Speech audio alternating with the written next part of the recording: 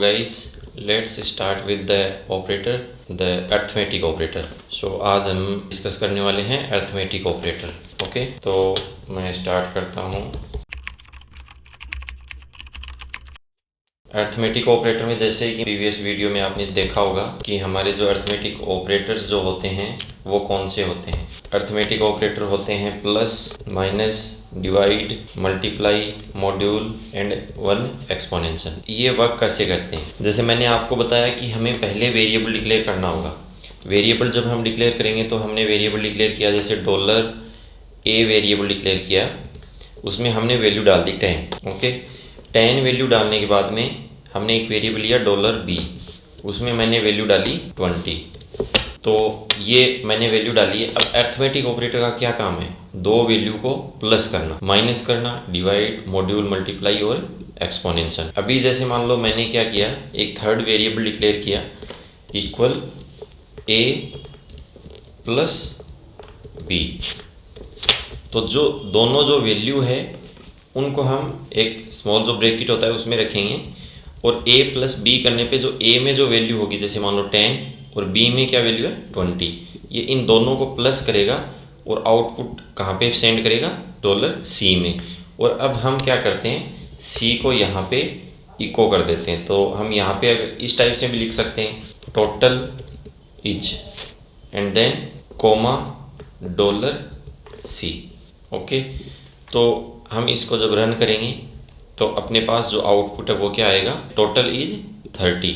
ठीक है, तो जो हमारा आउटपुट हुआ वो इस टाइप से सेट हो गया।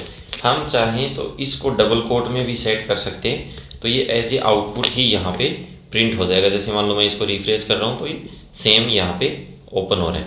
ठीक है, तो ऐसे ही अगर मैंने जो प्लस है उसको मैंने यहाँ पे मान लो माइनस किया, तो यहाँ पे मैंने जैसे माइनस किया तो a माइनस b किया, तो a में क्या वैल्यू है 10 और b में क्या है 20। तो a में से जो b है उसको माइनस किया तो कितना आएगा, 10 में से 20 माइनस किया तो -10 आएगा। तो हम जब आउटपुट चेक करेंगे तो अपना आउटपुट क्या आया, -10। ओके, सो ये हम यहाँ पे आउटपुट भी टाइप कर सकते हैं, वो आप अपने अकॉर्डिंग कुछ भी कर सकते हो यहाँ पे, जैसे आपको सूटेबल लगे।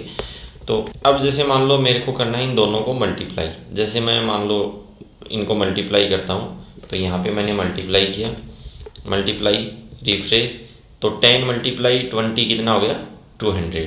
ओके, तो अभी जैसे मान लो मेरे को डिवाइड करके चेक करना है, तो a में मान लो मैं अभी के लिए अपने सूटेबल के लिए मान लो मैंने a में 20 डाल दिया और b में डाल दिया मैंने 10। ओके, तो 20 को हम अगर 10 से डिवाइड करेंगे तो आउटपुट कितना आएगा, कितने से डिवाइड होगा 2 से। 10 को मल्टीप्लाई 2 किया तो कितना हुआ 20, तो 20 से डिवाइड हो गया, आगे कुछ नहीं बचा।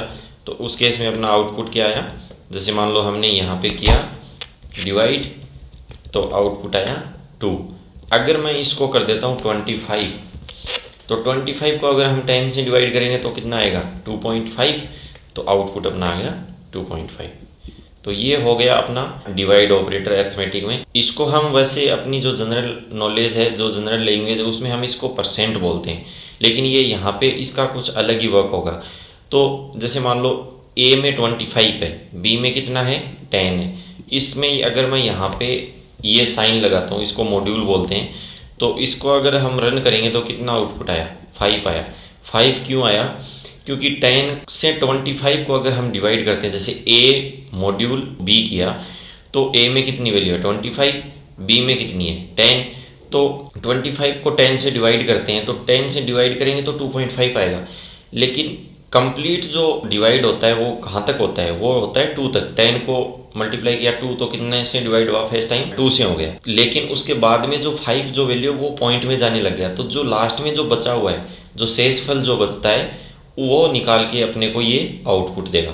तो जो मॉड्यूल सिंबल होता है वो जिस वैल्यू को हम a है उसको b से अगर डिवाइड करते हैं, अगर फुल डिवाइड हो जाता है उस केस में आउट जो शेषफल बचेगा वो आएगा। ठीक है, तो 20 को 10 से अगर हम मॉड्यूल करते हैं तो शेषफल कितना बचता है 5, तो आउटपुट आ गया 5। अगर मैं इसको 25 को यहाँ पे कर देता हूँ 30, तो 30 को हमने 10 से मॉड्यूल किया तो ये फुल टाइम डिवाइड हो गया, तो शेषफल क्या बचा 0, तो आउटपुट क्या आया 0। ठीक है, अब जैसे मान लो मैं इस वैल्यू को कर देता हूँ 4 और b को मैंने कर दिया 2। अब मैं यहाँ पे लास्ट वाला जो अपना ऑपरेटर है एक्सपोनेंशियल, ये मैं यहाँ पे अप्लाई करता हूँ। तो एक्सपोनेंशियल जो ऑपरेटर है ये क्या करता है, जो फर्स्ट वैल्यू है उसका सेकंड वैल्यू से पावर कर देगा। ठीक है, ये बेटर जो अगर आपको समझने के लिए चाहिए तो उस केस में हम HTML में सुपर स्क्रिप्ट और सब स्क्रिप्ट एक कमांड यूज आता है, वो हम यूज लेते हैं। तो वो अगर हम यहाँ पे यूज लें तो जैसे मान लो मैंने लिखा $A, यहाँ पे मैंने लिखा सुपर, यहाँ पे लिखा $B। ए जो फर्स्ट वेरिएबल है उसकी पावर हो जाएगी जो सेकंड वैल्यू है वो किसमें, एक्सपोनेंशियल जो अरिथमेटिक ऑपरेटर होता है उसमें। तो अगर हम इसका आउटपुट चेक करेंगे तो क्या हो गया, 4 की पावर 2 किया तो कितना आउटपुट आया 16।